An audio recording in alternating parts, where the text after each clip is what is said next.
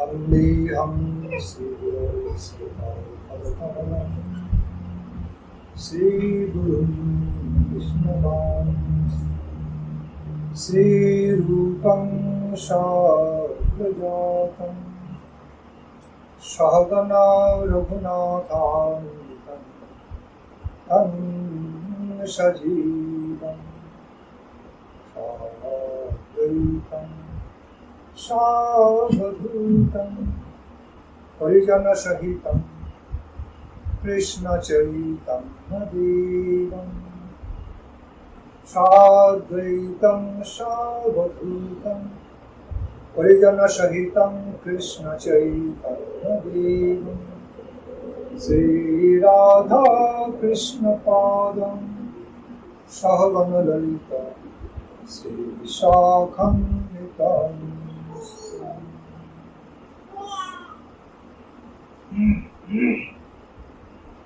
Jai Jagat Guru Srila Guru Maharaj Paramaradha Jagat Guru Srila Guru Maharaj Paramaradha Jagat Guru Srila Prabhupada Ki Jai.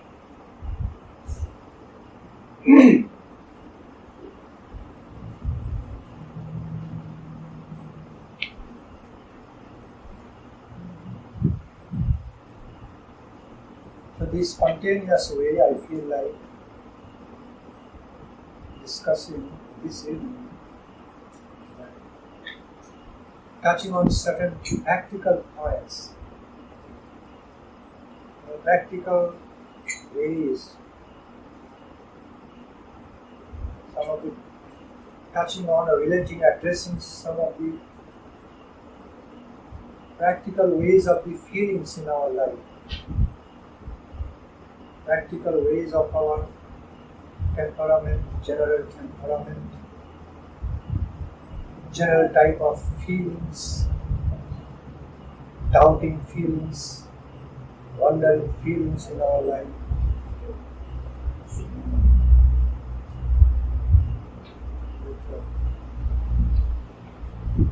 Is it really worthwhile?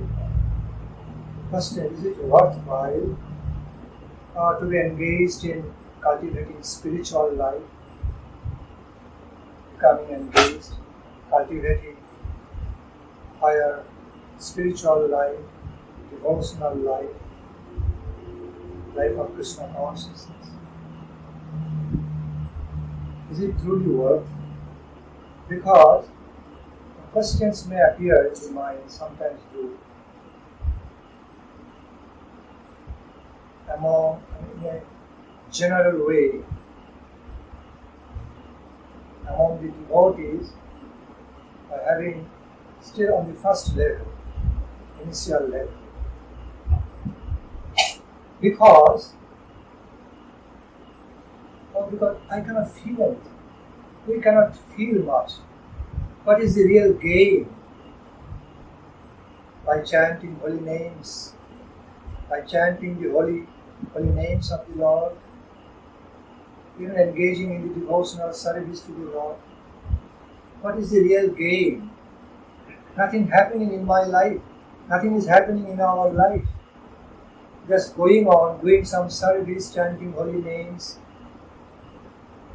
Okay, just following some principles. Okay, just as we are asked to do, as we have been asked, requested to do, we have been going on doing that. But what's the real gain? We don't feel anything. So therefore, we start having a casual temperament. The reason I'm discussing on this point, the main reason I'm reflecting or choosing this evening to be discussing on this practical point, this issue, that when we, the spiritualists, or materialist spiritualists, or devotees of Lord on the neophyte stage, have such type of experience, faced with such type of temperaments, faced with such type of tendency, notions, okay, and living with such type of thoughts, doubting thoughts. So therefore what happens, we just get more and more casual. Then we think, okay, our Guru Varga told us, many of our exalted Guru Varga, many of the exalted pure devotees, greatly realized souls, have asked us to do our bhajana, the cultivation of our spiritual life in this way, that way, in such and such way. We are required to do it. Let's do it for their satisfaction, also for some sort of satisfaction in us, or our certain kind of satisfaction, that at least we are doing something whatever way possible for us, making some efforts, making some sincere efforts, doing something better than nothing. So let us continue doing it, following the instructions, the great realized souls, saintly personalities, the greatly wise realized devotees.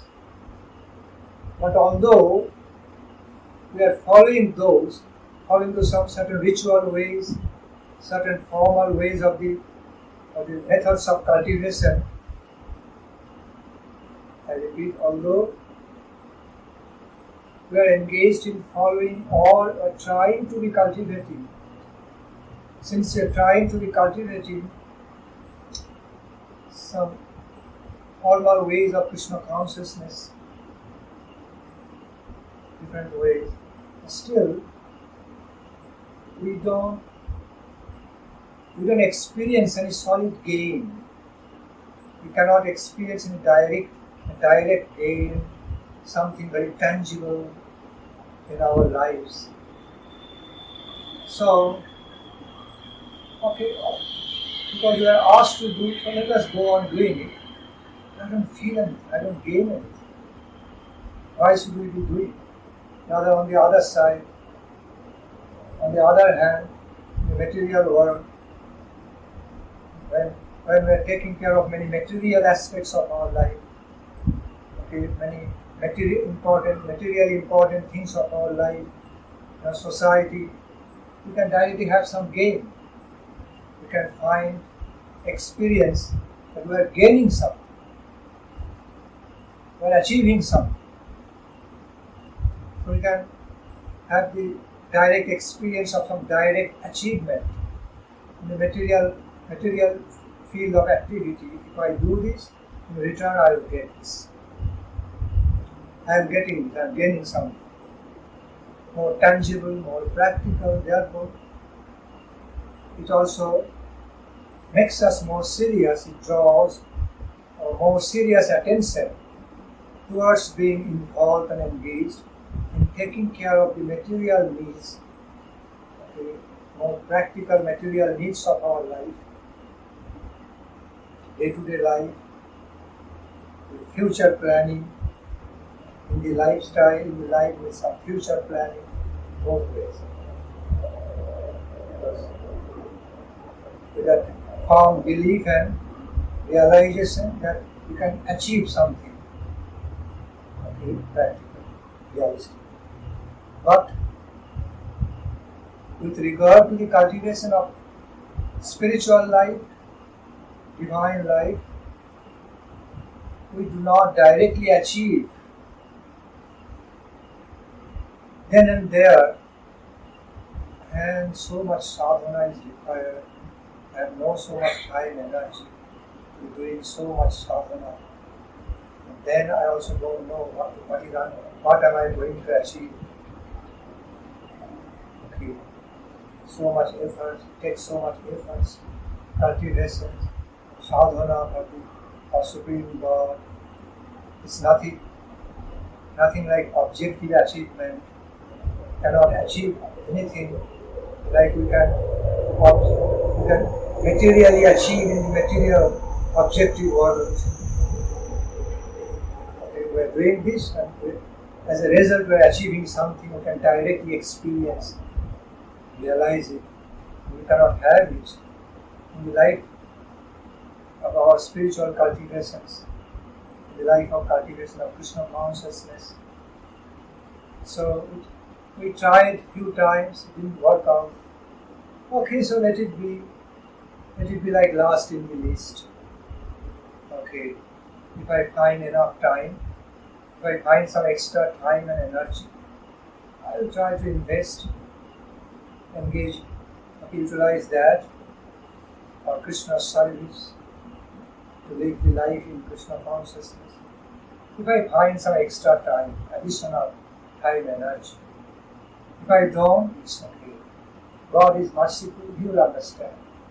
He will understand and forgive me because He is merciful. So let me also take up that advantage. Take up that advantage of His merciful character, graciousness, benevolence, and talk to the Lord. Talk to the Lord. Oh Lord, I am so fallen. I am sinful. I am fallen. I am so unqualified. So I cannot do anything for you. I do not find enough time, energy, okay, to do for you. Please forgive me. Forgive us. You are Savior. I am fallen soul. I am fallen person. You are Savior, merciful. Please have mercy on me and save me. Please do it. When such prayer done with all sincerity and non-opportunistic way, then these prayers are very valuable. But when such prayers are offered to the Lord without even trying to do anything for the Lord, it's like escaping, artfully, trickily escaping. Okay, escaping to engage in service to the Lord. It's a tricky way of our tricky temperament to be somehow escaping some service engagements, okay, or engaging in singing the glories and chanting holy names of the Lord, and just saying, you are merciful, I cannot do anything for you. You know that. You just give me mercy freely. Without me, because I am so fallen, I cannot even try. So fallen, you understand?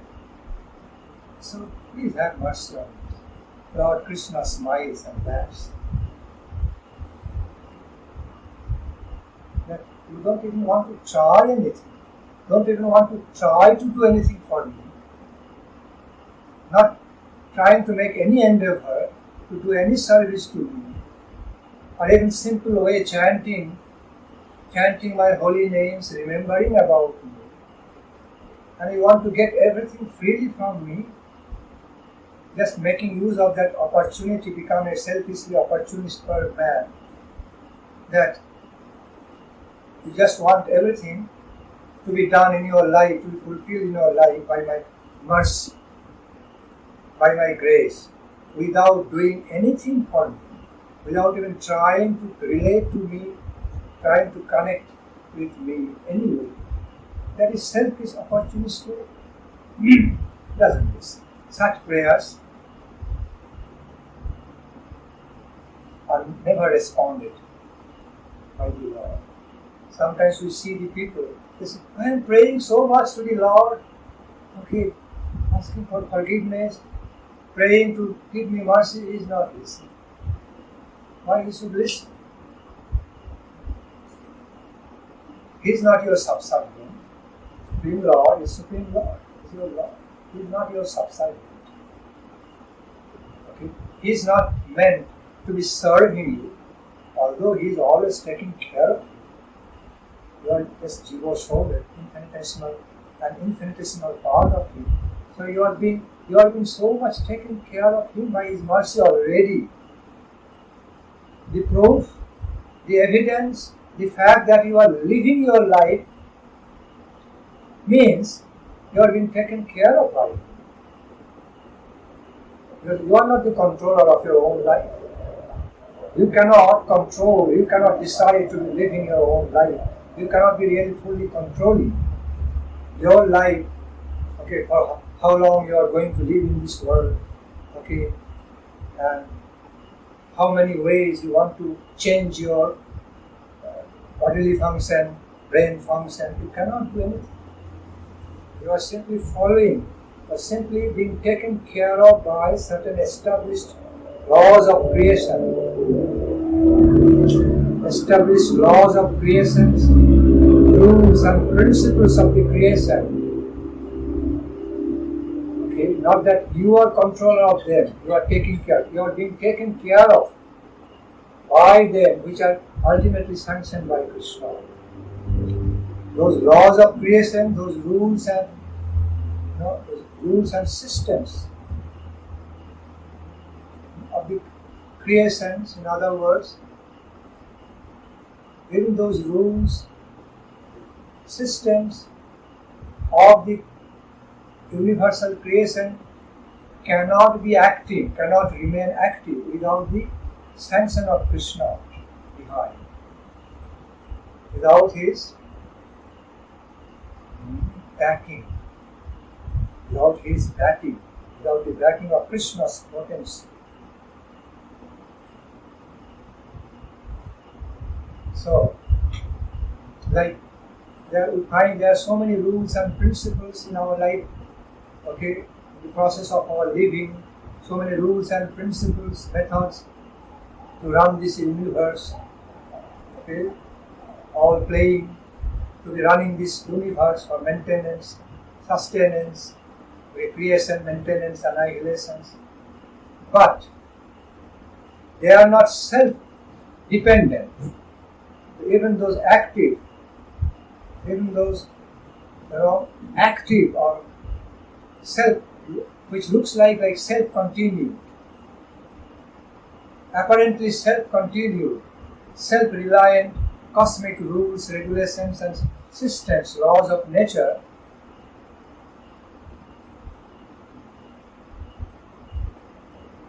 actually it is backed by superpower. Behind, in front, in and out. Otherwise, all these universal activities, the laws of universal creations, maintenance, sustenance, destruction, cannot be validated, cannot be simply working. If there is no realistic backing, qualified backing of this superpower behind all such things. So I don't understand that. Back to the point why I am saying this. The very fact, even an atheist is living, says, I don't accept God, I don't believe in God. Out of ignorance. But it is simply proven through the system of cause and effect. If you don't believe in God, you have no right to believe in yourself. Because God is your source. God's energy is the source of your creation. If there is no God, you cannot be there. Impossible. It simply be totally self-contradictory thing, saying, I am here, I am existing, but God is not existing. Effect is existing, but the cause is not existing. Can it be? No. Origin is not existing, but the effect is existing. Ignorance. So, come back. Once I responded, once I answered to such questions, Swamiji, I don't believe in God. Can you make me believe in God?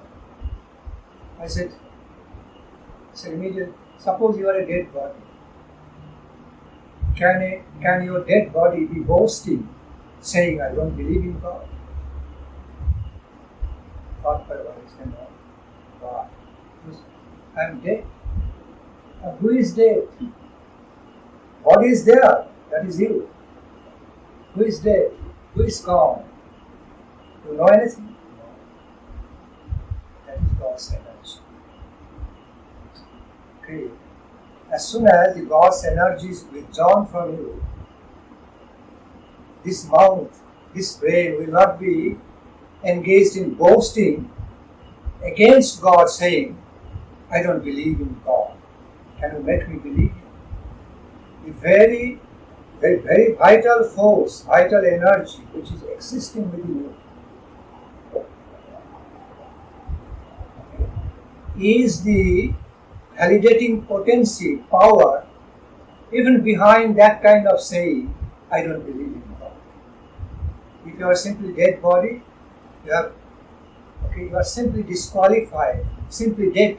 You are a dead body without any ability of boasting, I don't believe in God. So, you have such type of illusory boasting, you have such type of boasting under illusion, I don't believe in God, also becoming possible because God is within you. God's energy is within you. So, depending on being backed by, validated by God's energy within your soul, you are able to be boasting in such a way, I don't believe in God. You are denying God. Otherwise, you do not even have any capacity, any ability in the first place to even deny God. Even you are able to deny God in a so-called way because of God's existence. When you are a dead body, you cannot even deny. Even denying about God also takes some energy. And you are the creator of that energy. You are simply created by that energy. Understood?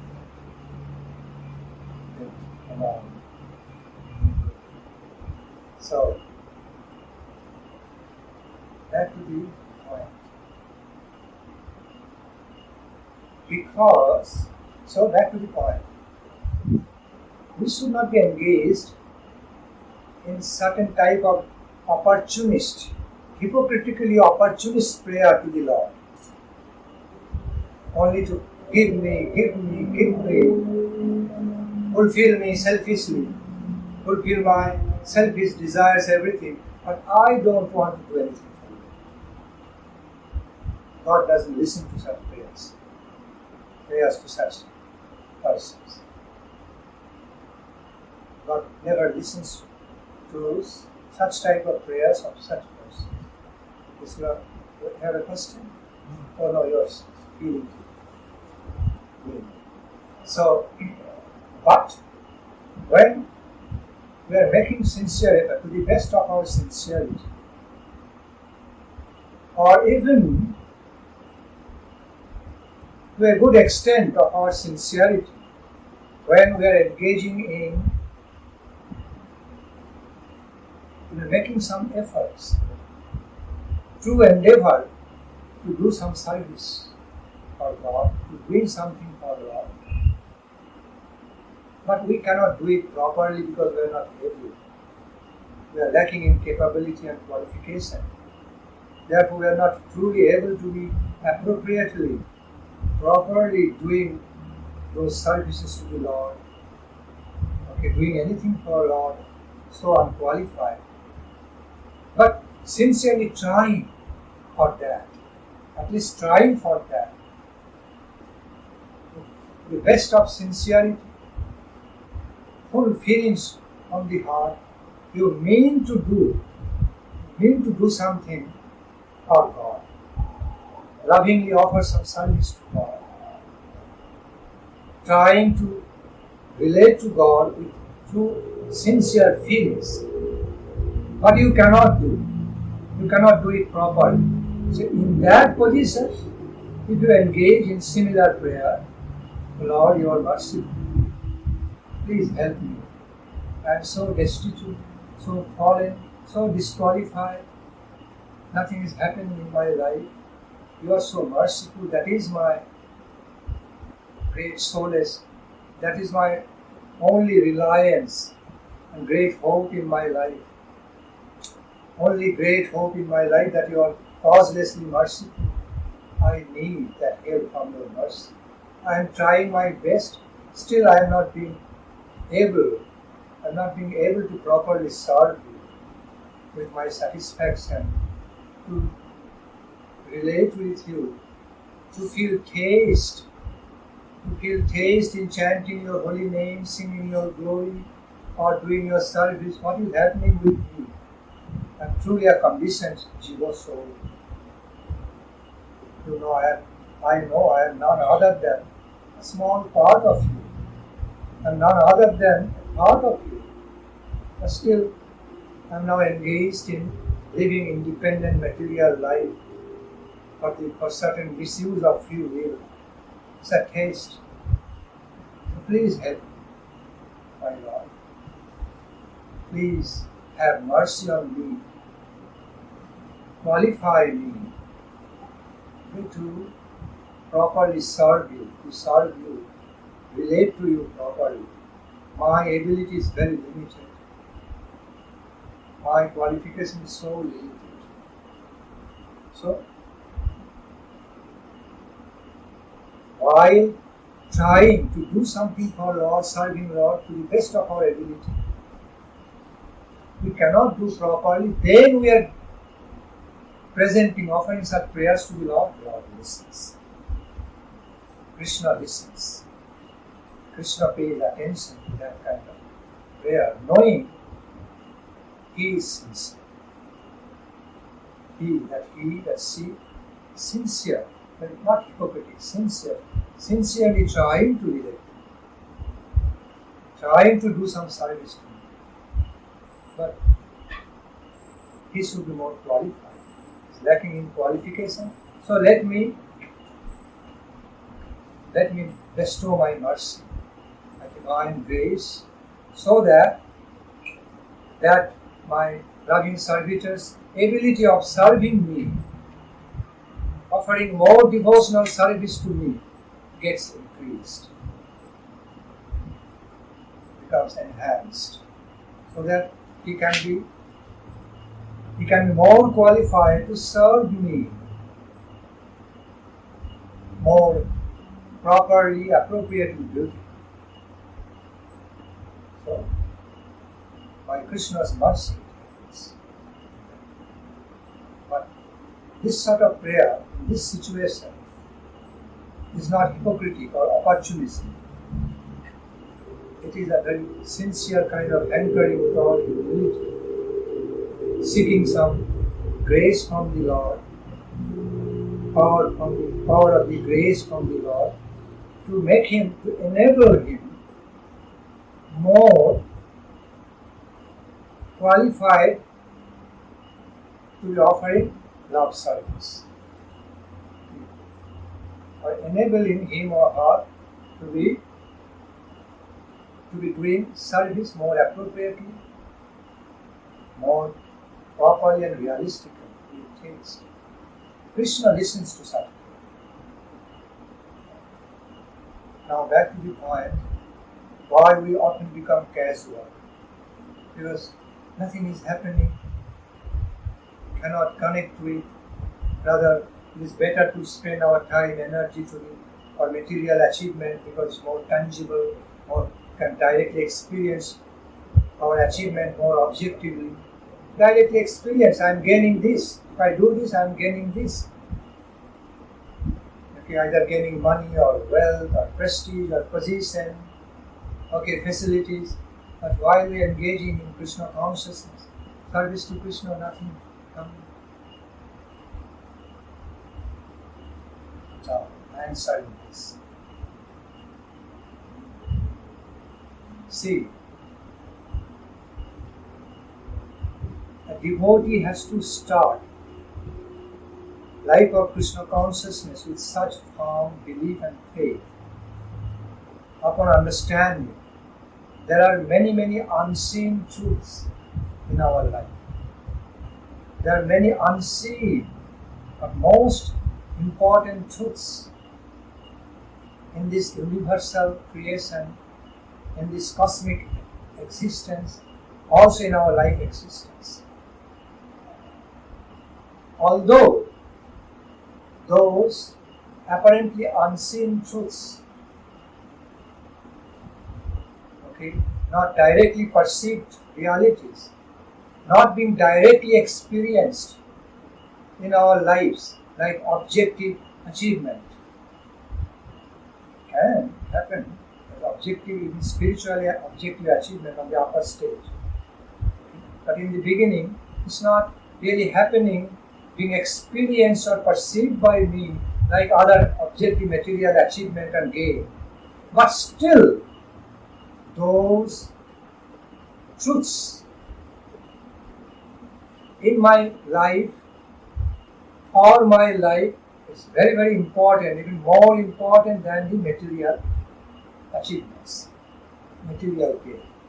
Although those truths remain unseen, like beyond my perception, but still they are true, reality, actually happening on this subtle platform, subtle level of life, whether or not I directly understand or directly experience. In other words, intelligent persons have to understand about this reality, I repeat, that there are different dynamics, dimensions of the realities in this universal creation, universal existence. Our life is a part of that. Many of those dimensions of the realities, realistic happenings, are not directly perceived by us, experienced by us. We can only perceive within a certain limited range, not beyond, not below. This is scientifically proven.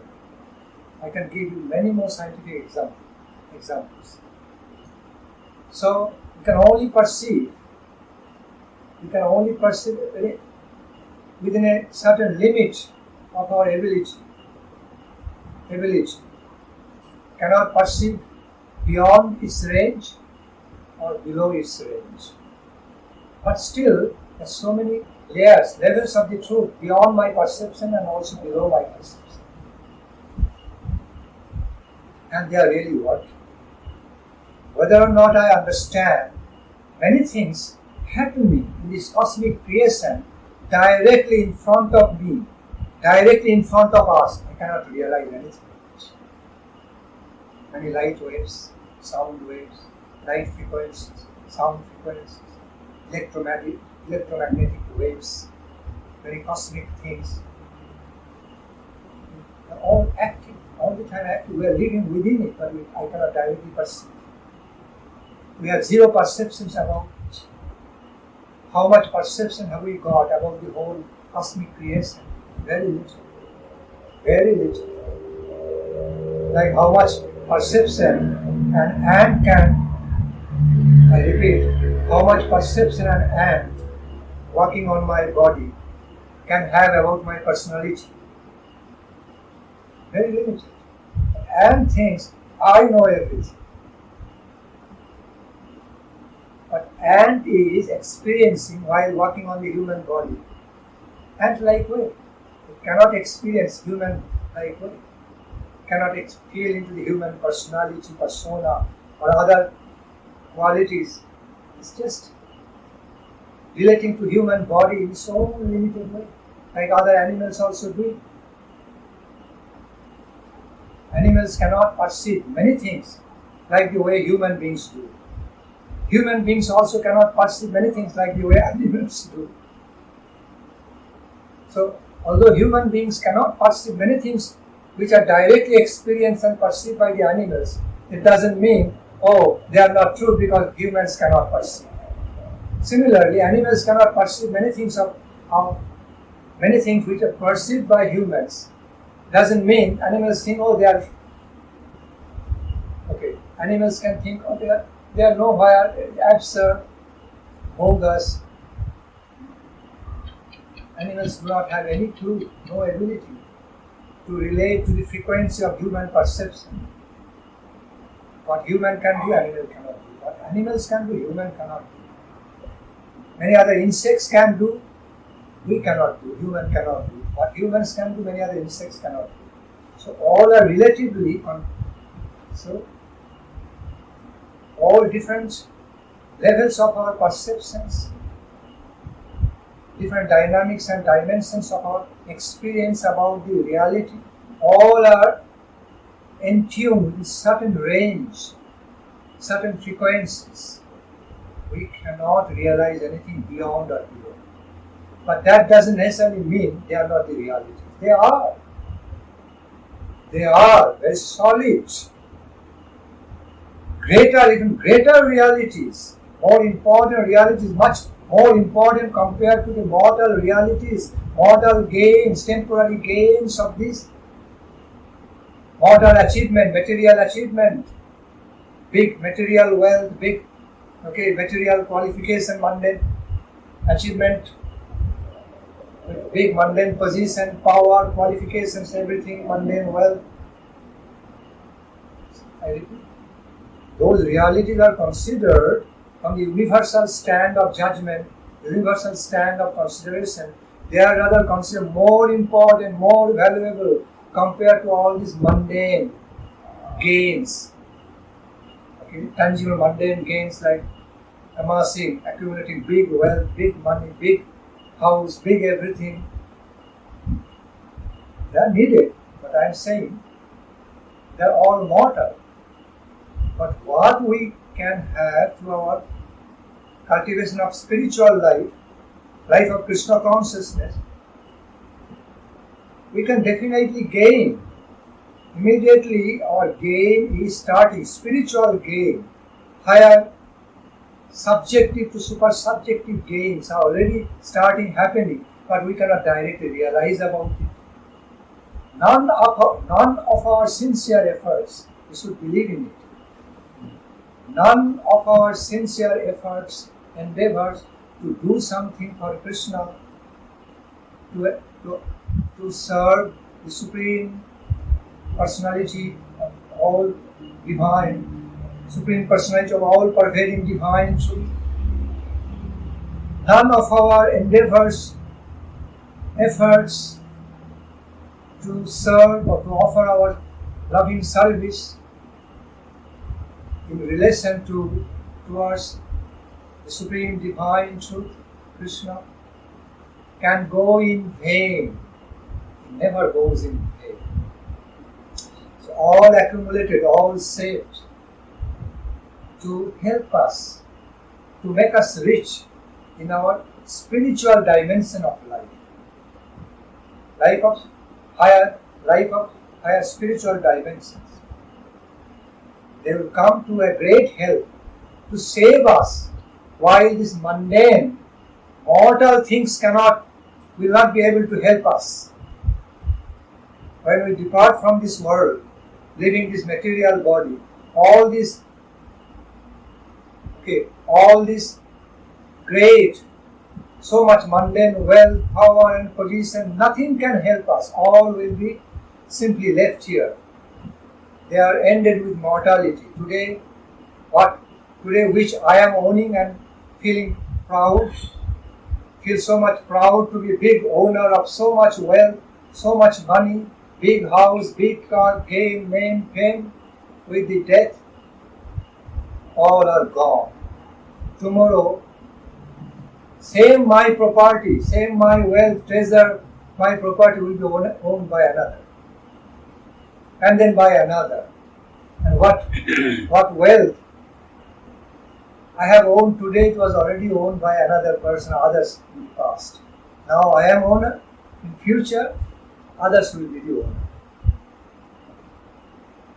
Everything is changing, everything is temporary here, everything is futile, everything is mortal, but still we give so much importance to this mortal gain, material, mundane gain, mortal gain, 95% of our life, time and energy we spend for that. Because we can directly perceive, we can directly experience, and because we are also expert to live in the mode of ignorance, under the bliss of ignorance. We are expert to do that under the bliss of ignorance, illusory bliss of satisfaction. Like Yudhishthira Maharaj said, when he was asked by the judge, Dharmaraj, in Mahabharata, what is the most amazing, which is most amazing fact in life. Yudhishthira Maharaj replied, Ahan nahani bhutani gachanti javamandira shesha sthirattam icchanti kim ascharya matatpara. Meaning, every moment, every time, we are seeing before our eyes dead bodies are passing by. I repeat, every time we are seeing before our eyes dead bodies are passing by. People are dying and dying. Still we don't think of that. We never become serious that one day I am also going to die, or any moment I can die. Then what will happen to my life? Am I trying to do some real favor, a good favor for my eternal life, for my own real identity? Even after seeing so much dead bodies passing by, flow of dead bodies, I mean, he said poetically, not that every moment we are seeing literally dead bodies are passing, but it's happening every second. So many are dying, so many are being born, so many are dying. So it is a flow, no doubt about it. So if we can have the ability of watching all the facts of death, all the happenings of death every moment all over the world, then of course we can see that flow. Every second, every fraction of second, somebody is dying. Someone is dying. Maharaj work at the mortuary. See? Someone works at the mortuary. Yes, he knows that. Someone working in the funeral place and all. Krishna said, even after knowing that great reality on your face every time, still you are not being serious about living your life, divine, immortal life. You are still so much around with so much illusory attachment about material life and material life, material gain and material gain, knowing that they will all be useless, pointless, useless,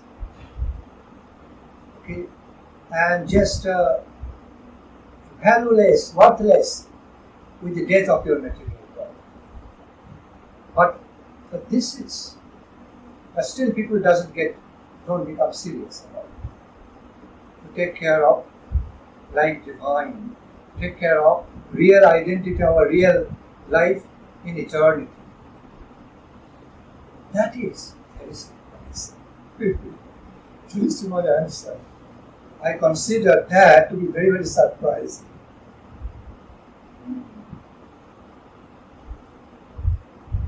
So, for example, it's for the ignorant human beings. Also, you can apply the same examples for the dull, ignorant animals. Okay. Just besides them, and not all animals, some of the animals are very sensitive. They can sense, I'm going to be killed next. But some other animals are just eating happily.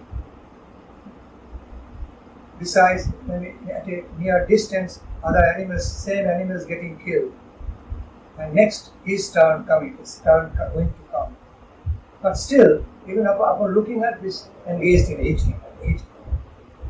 dull way, very gross. It's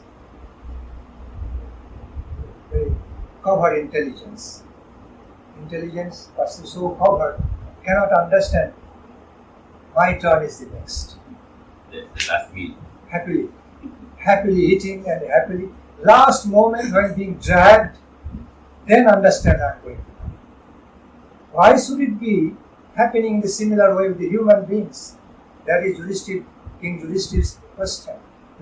Human beings are supposed to be more intelligent, more practically, realistically intelligent. They must be taking care of everything in their life before ahead of time, not at the last moment. Even many of the unfortunate human beings even do not know how to take care of themselves in the last moment, because whole life they spend unqualified way, godless way, non-spiritual way. So at the last moment they don't deserve to be taking care of themselves in a spiritual way, qualified way. They don't deserve, because whole life they wasted in non-spiritual way, non-godly way.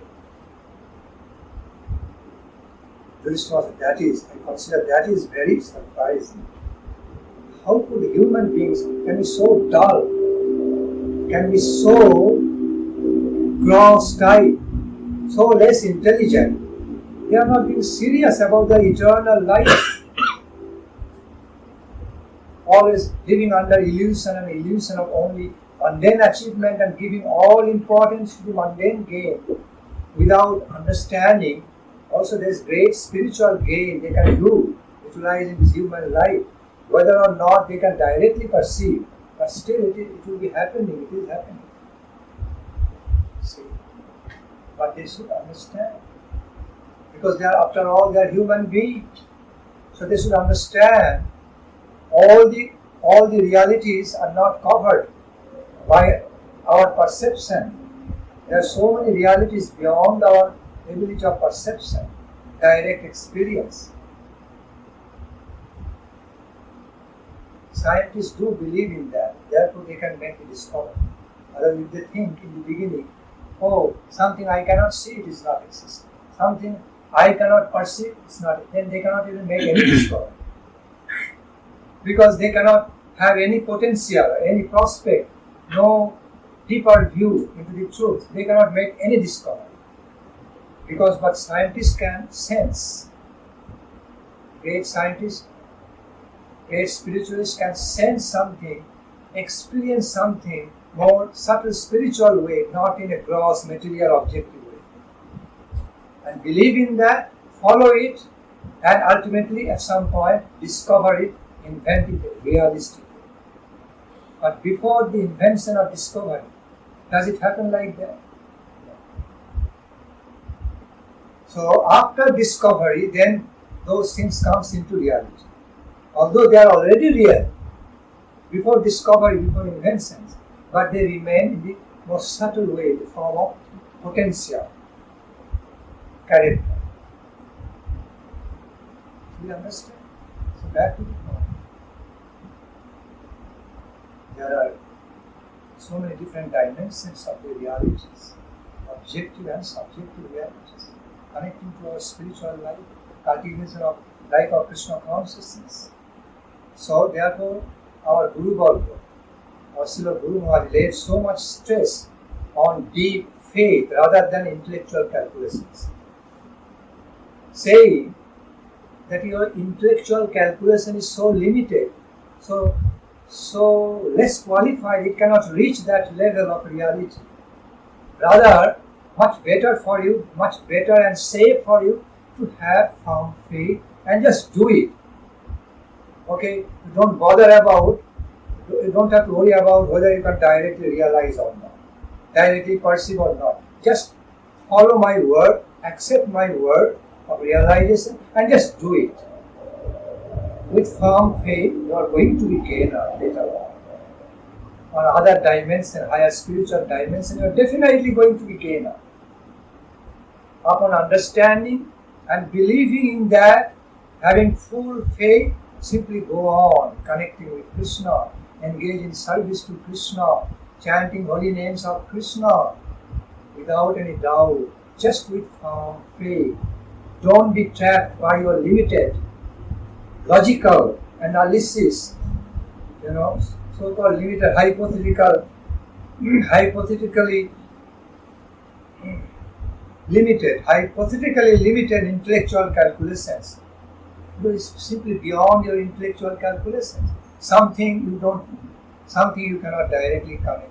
Something, the greater reality, superior realities, which you cannot directly perceive or experience, directly connect to it. How can you analyze, or how can you try to understand through logical analysis or through so-called reasoning?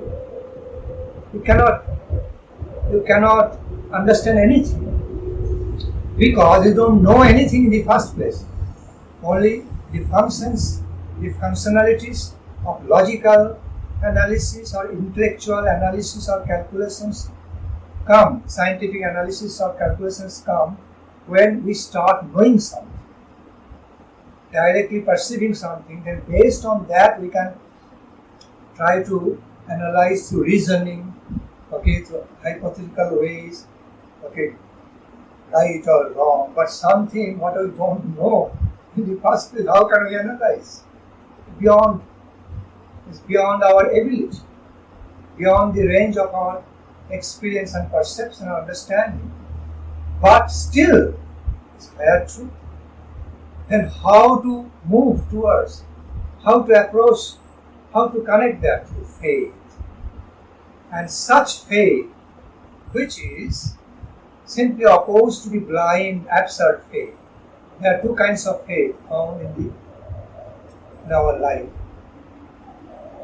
One is faith of ignorance, one is faith of enlightenment, superior intelligence. I repeat, one is that of just blind, illusory, absurd faith, based on, based on untruths. Just based on something just bogus, unrealistic. Following blindly. Yes. Just full of ignorance. So that is a type of faith which is very harmful to our life. But the quality and kind of faith we are talking now is explained in Krishna consciousness, explained by Guru Maharaj and Guru Bhakti. Simply that opposite character. Simply opposed to that absurd, blind, unreasonable, bogus faith. Opposite to that is talking about the enlightened faith. A faith full of truth, full of enlightenment, full of higher gain, but more now staying in a more prospective way. Like a big tree with so many beautiful, delicious fruits stay in the form of a seed, isn't it? Who can realize that a big tree with so many delicious fruits in the future, to be maintaining our life, as just remaining within a seed? No. So if somebody says, what's the real gain of sowing this seed? A simply seed. It's totally ignorant. He doesn't know anything. Within that seed, and within the cultivation process, a big tree is there with so many delicious fruits, and I can enjoy the taste of the nectarian taste of those delicious fruits in future, and the tree can be so helpful. Then that is the wisdom. And that is the faith we are talking about. The firm faith in that if I sow this seed, eventually it will grow.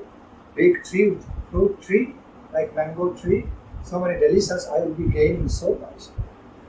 But right now it is in the form of a seed. In the causal level. It has not yet given birth to the fruits. It has not yet given birth to its fruits. It has not yet produced its effects, fruits, still to come in future. now staying as potential. Similar way, when we are engaging in the life of cultivation in the initial stage, I repeat, when we are engaging in the life of cultivation of divinity, engaging in the cultivations of Krishna conscious life in the initial stage, it's like that. We are in no way we are in a position to judge it, to understand it, to consider it, because nothing is happening, so let it be lost in the list. We are not gaining anything, so what's the real point spending so much time and energy for serving Krishna? Illusion. Okay, that's illusory concept. You don't understand it. But therefore we are not able, not qualified at all to make any intellectual judgment based on our limited experience, because we are not knowing anything. But only faith can come to help. There, Guru Maharaj says, great realized souls say, not only Guru Maharaj, all our great Guru Vargas say, greatly wise, realized persons say, simply have faith and do it. Don't try to judge. Simply follow my words, our words, and do it with truthful faith. And later on, you will be gaining so much. When you will start gaining, then you will understand more. Our faith helps so much. Faith is a great capital in life. It's a real friend, true friend, highest friend in our life. We simply followed our faithful ways, and today we have gained so much. Like a baby in mother's lap. Does a baby calculate everything, intellectually calculate everything? How to follow my mother? Mother, father simply said, do it! And babies have to do. That's how they grow. Having full faith in the parents' words. Babies, in no way, baby is in a position, the childhood, to judge, to analyze, hypothetically analyze, intellectually analyze, calculate, whether my father's parents are saying whether right or wrong, why should I blindly follow? Why should I have faith? Okay, I should first judge whether it's right or wrong, then I will do my activity. A baby cannot do. The baby is in a baby's position. No position.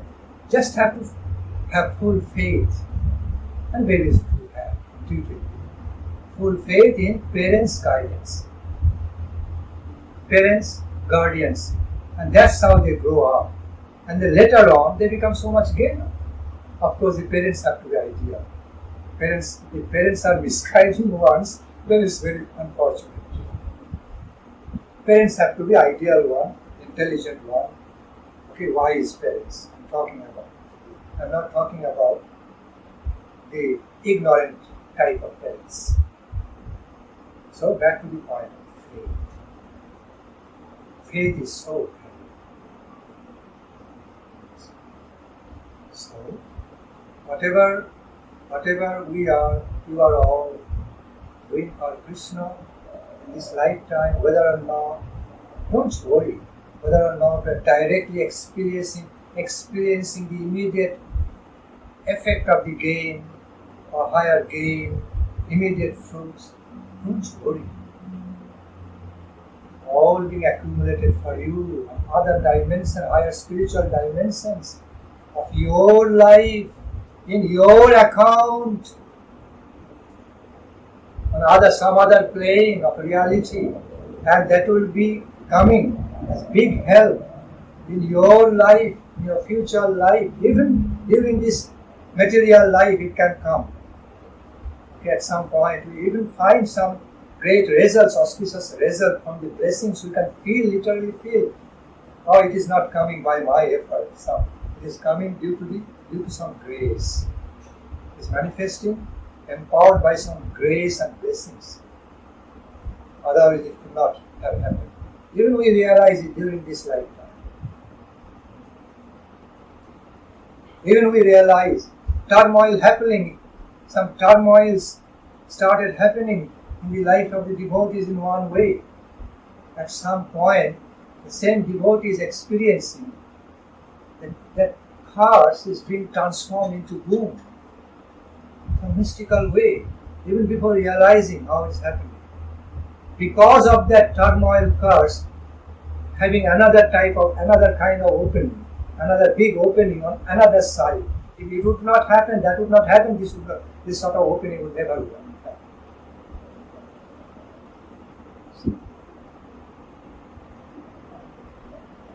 Many of us can realize about, although temporarily we think, why so much suffering, so much distress, so much difficulties, I am faced with so much difficulty. But still, when a devotee stays in the life of Krishna consciousness with full faith, continue with full faith, curse is transformed into boom. It happens. We never know which way, but curse can be transformed into boom. Newer opening coming. If that disaster would not have happened, this newer opening would not have taken place. We often experience that. And especially this reality is experienced in the life of the saints. Therefore, saints don't bother about so-called adversities or difficulties because they understand, maybe Lord, in the war field, in the field of the battle, in the field of the battle of mundane life, the Lord wants me to fight the battle in this way, to be winning, to be victorious. This way not working. He wants me to engage in battle another way, which way I will be winning. And that happens. When you look into the great lives, their lives are not filled with happiness and happiness all the time.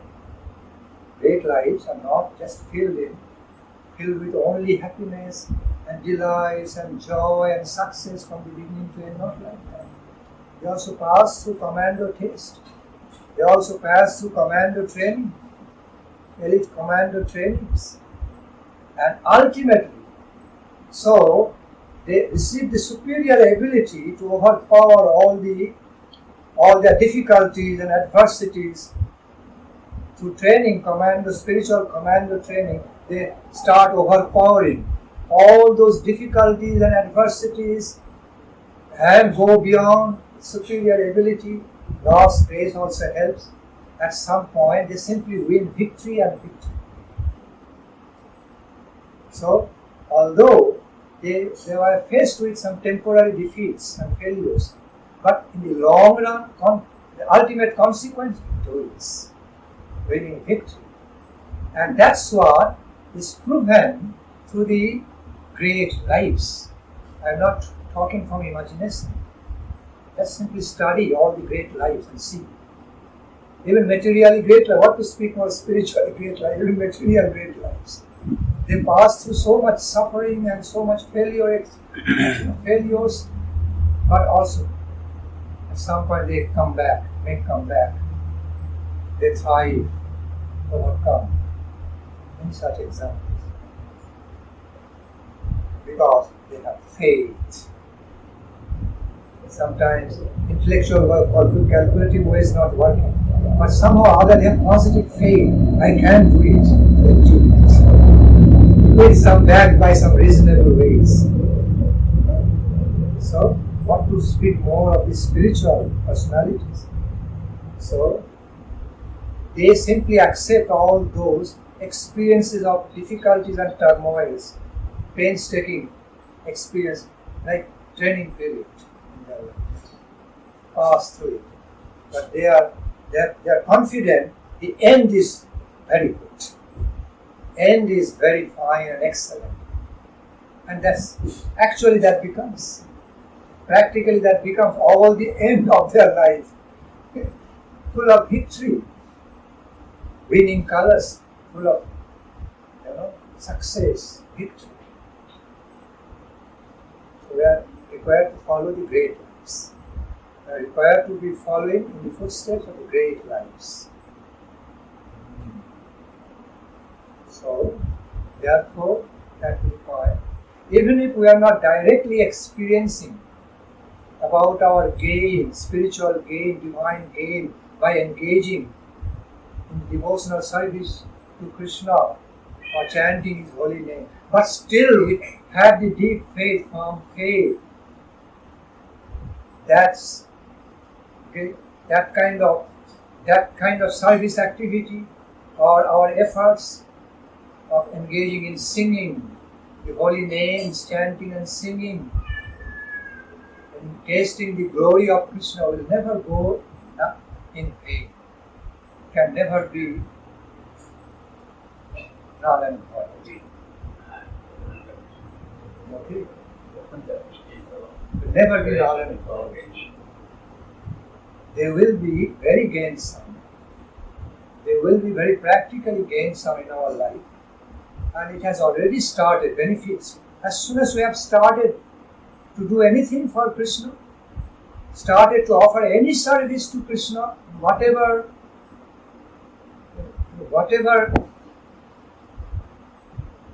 capacity, whatever degree or capacity, nothing, no point of that can go in there. All are so beneficial, becoming gainsome for us, whether or not we directly experience then and there. We may or may not directly experience. Sometimes we can. It's not that we cannot experience anything. We can. Even in my life, I'm talking from my own experience. At some point I thought,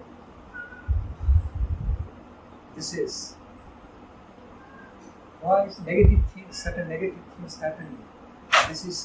I am now faced with some adversity, adverse situation, difficulty, not supposed to happen. But I was not worried. I had full faith in Guru Maharaj's grace. I have always had full faith in Guru Maharaj's grace. Mahaprabhu Nityananda, Radha Krishna's divine grace and mercy. I just thought, let me wait and see. Maybe there are some particular specific reasons that Krishna is allowing it to happen, that I get more practically experienced about how to fight the adversity, how to fight and survive through this difficult situation with superior ability. He wants me, their grace, Lord Krishna wants me to be more capable, more powerful and capable and more mature and experienced. Okay?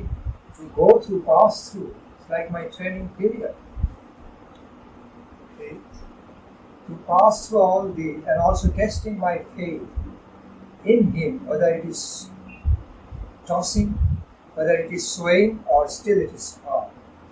Quality of my devotion is also testing. Quality of my firm devotion and devotional faith. I don't need to worry. It must be temporary. Just coming. Everything is mortal anyway in this world. Everything is temporary anyway in this world. It's coming or testing me to make me experience something, make me more mature, more experienced. There must be some higher purpose behind it. Therefore, Krishna is allowing it to happen in this way, to make me more knowledge, make me more experienced and knowledgeable.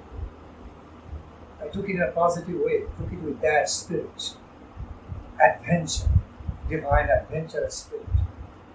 And then at some point, I did not worry much. Some point, all gone. And I started seeing, and I started realizing, now something great, very positive started, slow but steady way started happening in my life. Okay, success and success. Okay, one after another. Okay, everything is positive and beautiful.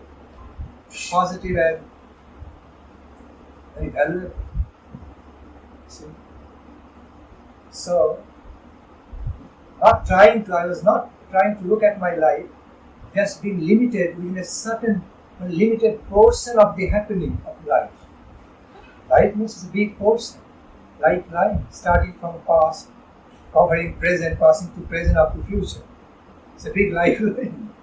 So it's not just only, life cannot be judged, life decision cannot be made, or decision making cannot be affected by one temporary poverty happening of a temporary turmoil, even though it's turmoil, but still our life cannot be influenced, overpowered by that. Because the superior power is there. Power is derived from service to Krishna, from chanting holy name of Krishna, singing the glories of divine Mahaprabhu. They are pure devotees. So much benediction, so much benefits can also come. Holy ability can be achieved from that, by which you can easily subdue, overpower these mundane realities of so-called some temporary adversities or sufferings. And when we go on with full faith, with firm devotion, we are awarded, no doubt about it. We are awarded, greatly we are rewarded. But sometimes our rewards may not come in the way, exactly in the way I am expecting. Like telling Lord, because I am wanting this way from you, you must fulfill my desire only this way. No. Lord has His own design and own ways. So even though I am wanting my Lord to be fulfilling my desire, my expectation in the exact ways I am expecting, Lord is not listening, He is playful Lord. But Lord is helping me in other ways. He is making some newer opening for me, positive opening, rather in some other ways, in which way He wants me to move through. Not that the way I want Lord to make me move through. So, see, the Lord is independent. Yes, sweet will. So that's how it happens in the lives of the devotee. Sometimes devotees out of certain emotional, sentimental ways, emotional expectation, they want Lord to exactly do things, fulfill His desires or her desire. Exactly this way I want you. My Lord, exactly this way I want you to fulfill my desire. If it doesn't happen, I feel disappointed. Forgetting my playful, merciful Lord, actually preparing other positive ways. Trying to help me, make me thrive, make me blossoming, make me be blossomed and developed. Other positive way, the way He has got some other planning for me. That's also greatly positive. Some other great positive planning, even more developing planning for me, which is more beneficial for me, rather than the way I want Him to help me. And Lord does that. In the beginning we don't realize, but later on, when it starts more and more unfolding, other positive ways, this way didn't work, but other positive ways started working.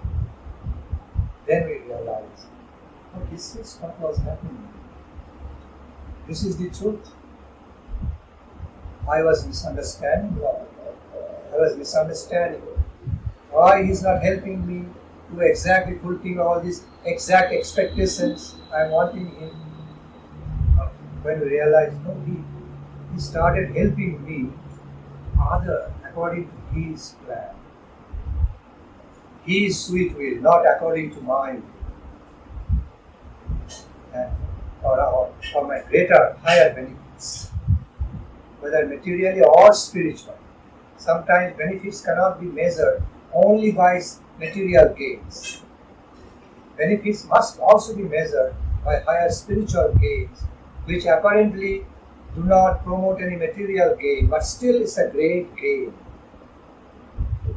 Once we connect to the spiritual plane after leaving our material body, once we connect to the uplifted to the higher spiritual plane, that at that time, in that need of ours, so much that divine wealth which I have accumulated throughout my life, what Lord,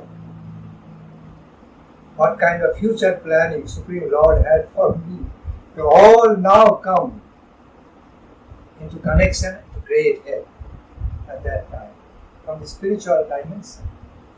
That may not always have relation, connection with the dimension of material gain, connection.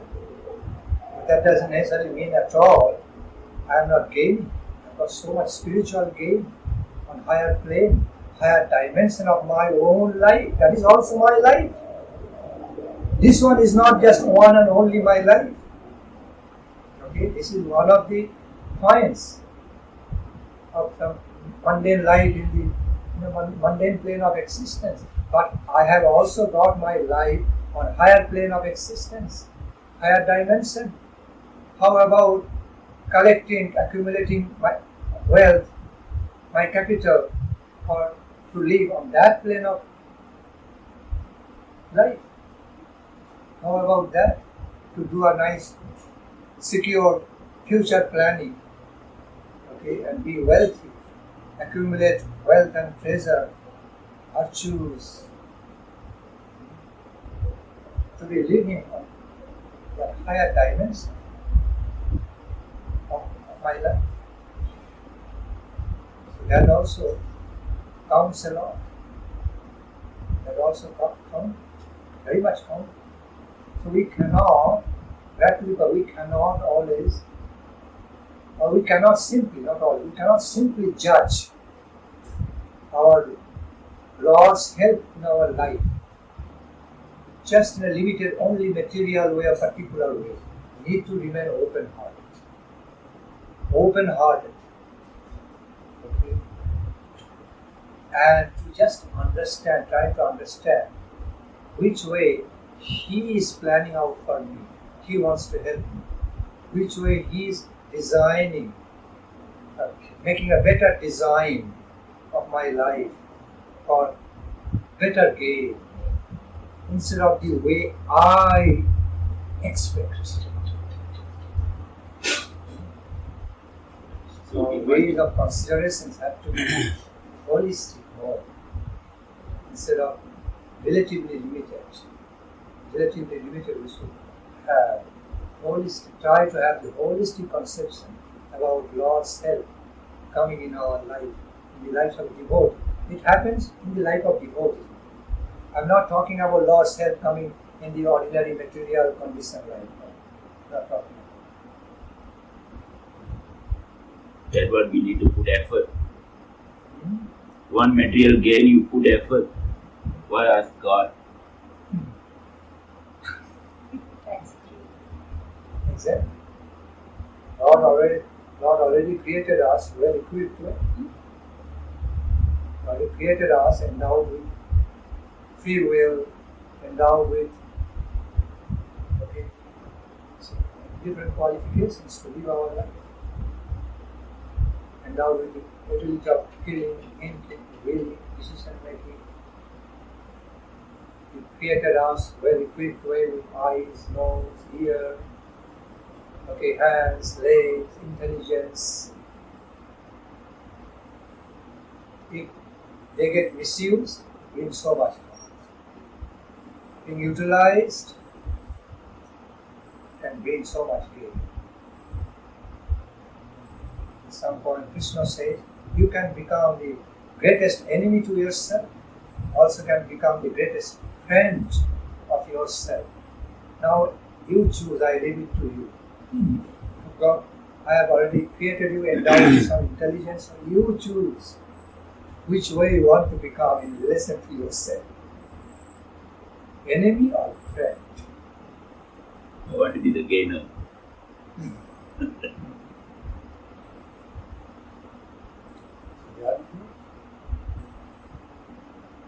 Therefore, it is my want from you all, it's my humble request, loving request, wanting with claim also. Please be engaging in chanting the holy names of the Supreme Lord, Supreme God, Supreme Goddess. Those names are none other than the names of superpower, universal superpower, other terms. And be engaged in devotional service, the Supreme Divine Being, our beloved Lord, without any judgment, without any material calculations or futile intellectual calculation. I cannot experience anything, nothing is happening, why should I do it? Please do that. Gain is assured. Lord Krishna promises in Bhagavad Gita, Name Bhakta Pranashami. My devotee can never be perished. My devotee can never be perished. It may look like, sometimes due to some adverse situation, it may temporarily look like my devotee is going to be perished. Or through so much turmoil and adversity, difficulty, almost going to be perished. No. Still, if you remain my devotee, I will be protecting you. Okay. When you are almost at the end of thinking, I am gone, I am dead, then I come to help you. At that moment you will feel, no, my protection is there.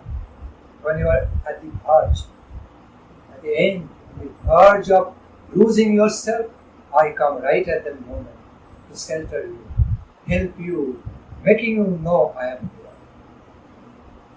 here. It happens, many times it happens, mystical experiences.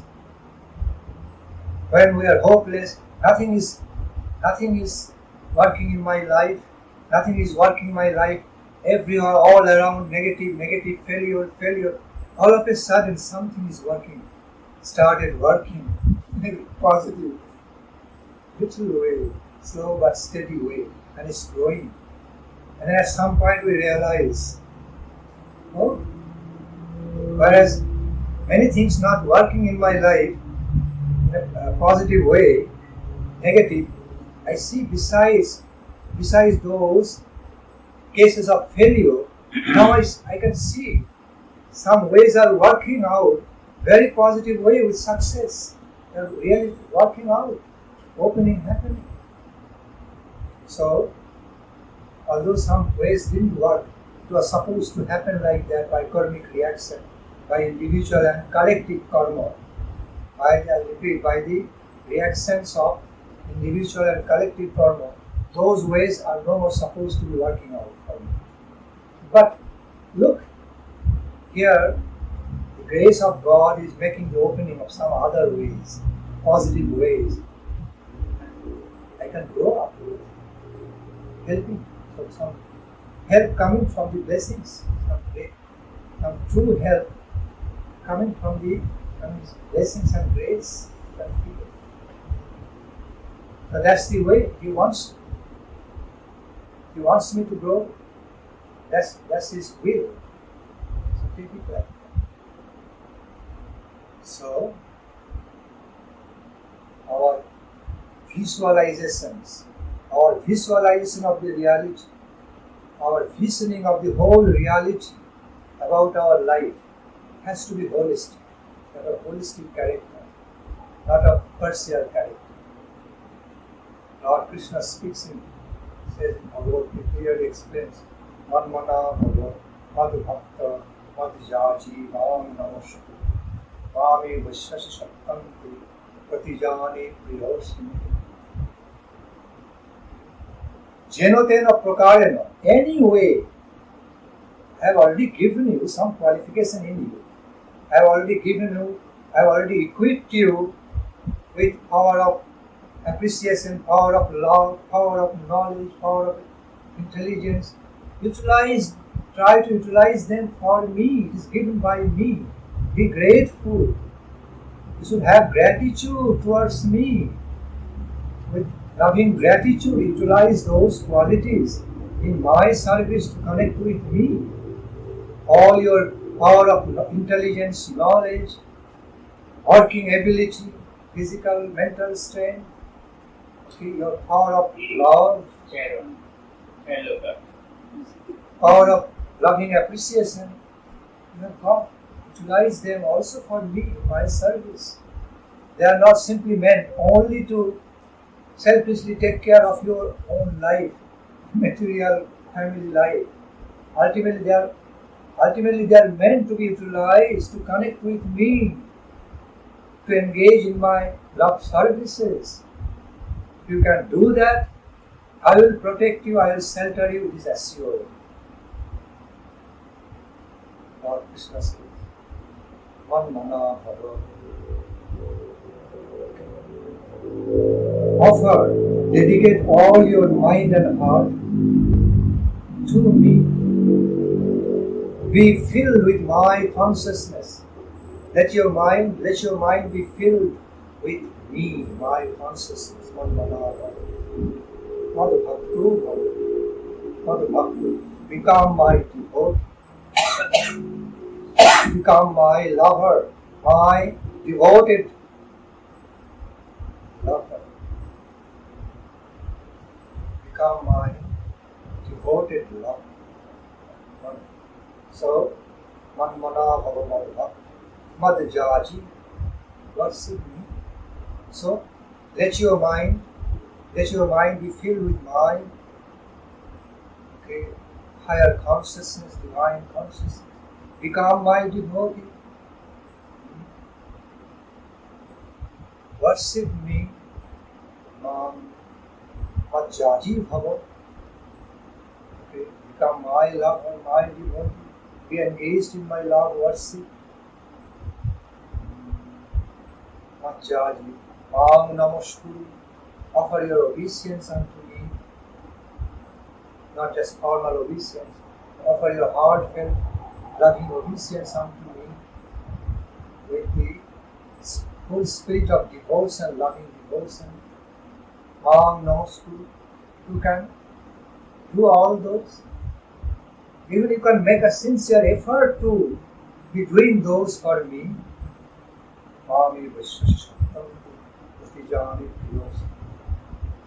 Then, in this, starting from this your present lifetime and your in afterlife, you will be living with me.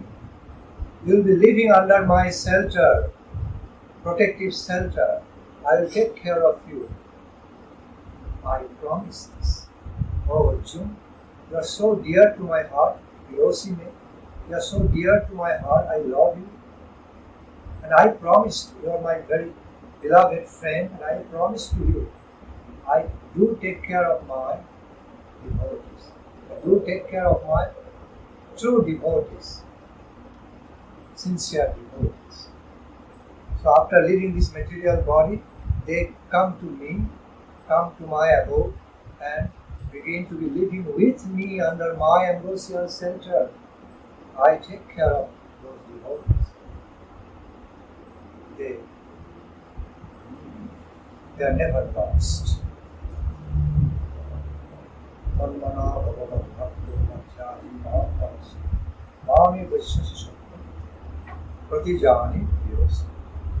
Have faith in my voice. I humbly remain here.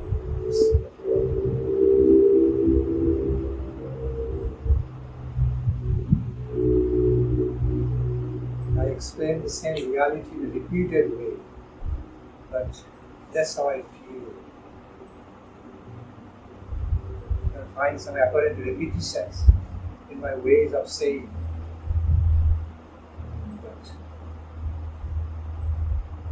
Sometimes I feel speaking one time is not sufficient. It's not enough. To make it ingrained in the consciousness. When you repeat, it gets ingrained. More established in our brain and consciousness. Suppose when I come here or I go to any function, I tell, so see, you chant holy name of Lord, engage in service to Krishna, everything will get yes. And I go, I will keep quiet. Will it have any effect? They will take it in a casual way, oh, okay. But when I am seriously meaning it, in a very meaningful way, truthfully meaningful way, devotees realize I am serious about it. Putting so much importance to repeated way, then they take it more seriously. It happens that way, psychologically, and by their conscience.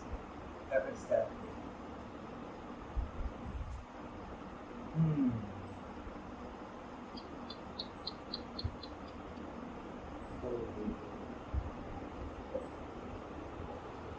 A good example, Maharaj. Materially, we are working very hard to satisfy the boss. how hard I should work to satisfy Krishna. Exactly. We have got so much time, energy. It's not easy. It's not easy. We have got so much time and energy, plenty of time and energy to take care of all our material interests. But as soon as it comes to the point of serving Krishna, doing something for Krishna, oh, I have no time. What is that? But Krishna not questioning, boss is questioning. I have no time. Yes, so how can we all ourselves to be devotee of Krishna then? So when we are not becoming a true devotee or even trying to be, sincerely trying to become true devotee of Krishna, then what more can we expect? What more can we expect from Krishna that he will be graciously helping me, okay, taking care of me? At least trying has to be there. Whether or not we are able to do, but we cannot say, we cannot escape saying, I cannot even try. Everybody can try. Everyone can try. That ability is always there. If one says, I cannot even try, he is a liar. He is a hypocrite, insincere. Lazy. Can try. That ability is always there. So if we can find so much time and energy and engage so much of our time and energy for mundane gain, okay, material gain in our material life, definitely find some time and energy, just as we are doing today, this evening, some valuable time and energy for Krishna. Whether through chanting, remembering, singing glories, whether glory, singing, feeling and describing and feeling into his glories in the form of Brahma, supreme power, or as Paramatma, or as Krishna, as personality, all fine, but we have to connect. Engage and feel some taste. As we are so much committed, so much devoted to take care of our mundane things, mundane responsibilities. In a similar way, we should also be devoted, at least to some extent. But because of Krishna, for the interest of service to Krishna.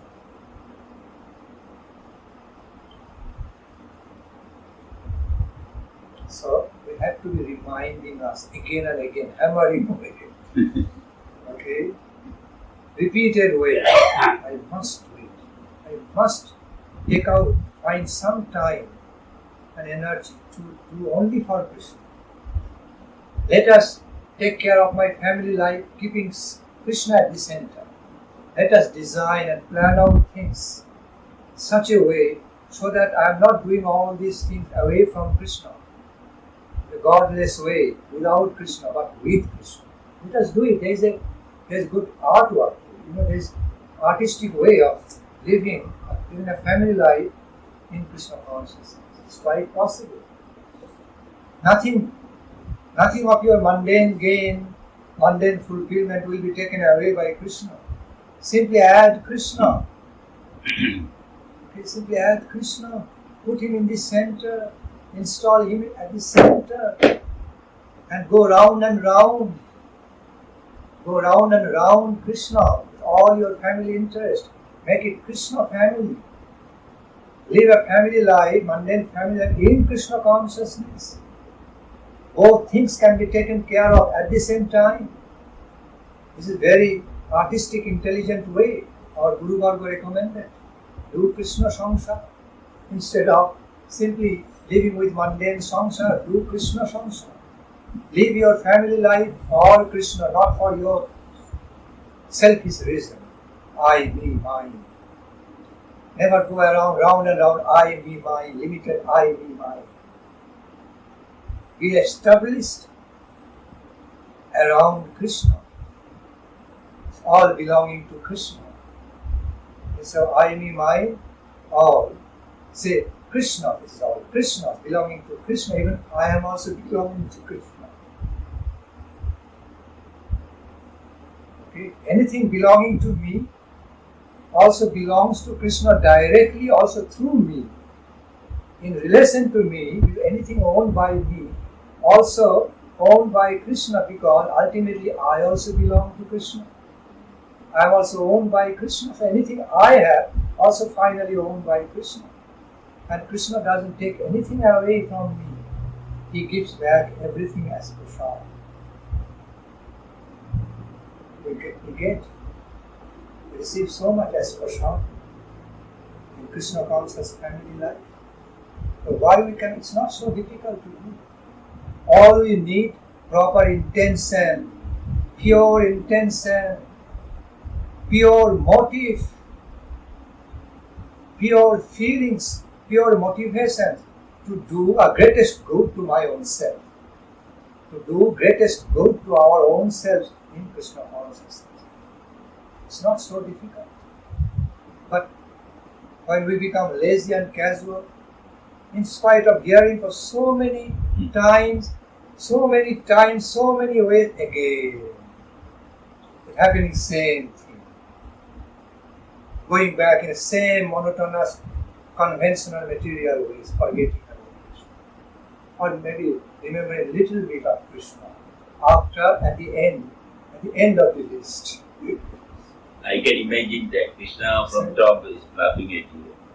Come on. He never put any effort. He's laughing on top. Therefore, see, we have to be very serious. We have to be very serious to do highest good to our own selves.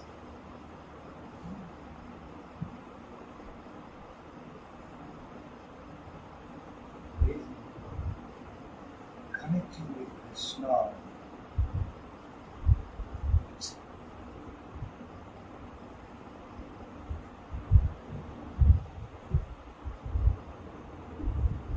Hopefully all of us will become that serious. There is that topmost importance.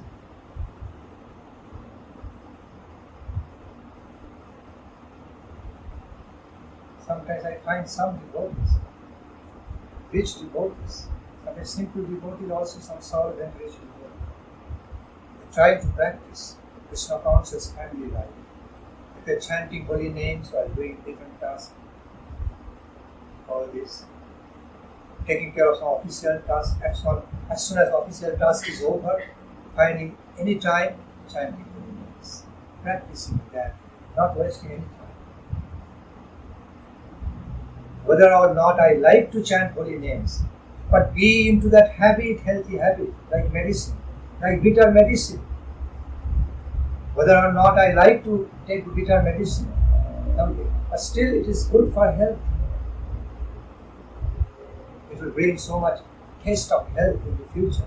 So in the beginning, sometimes putting ourselves, we need to apply some healthy force.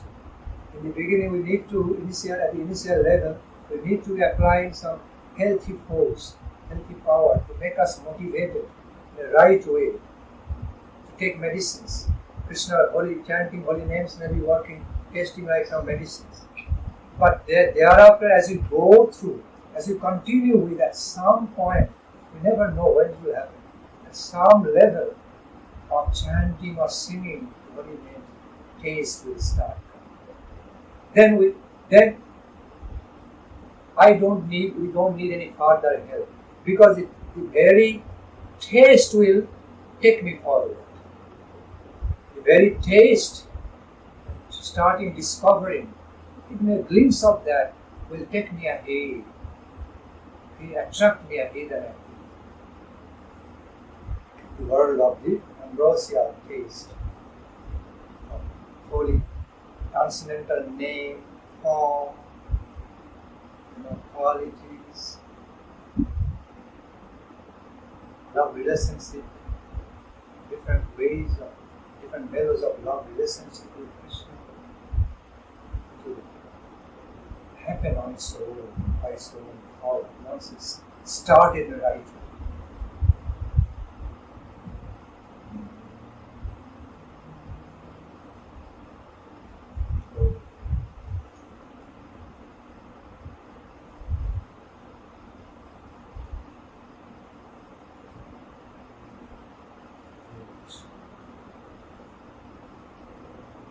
Q&A. Question time. Time for Prasad. How long did I speak? More than 2 hours? 1 hour 40 minutes. Just only speech, Yeah. or including bhajan. No. It is Speech only.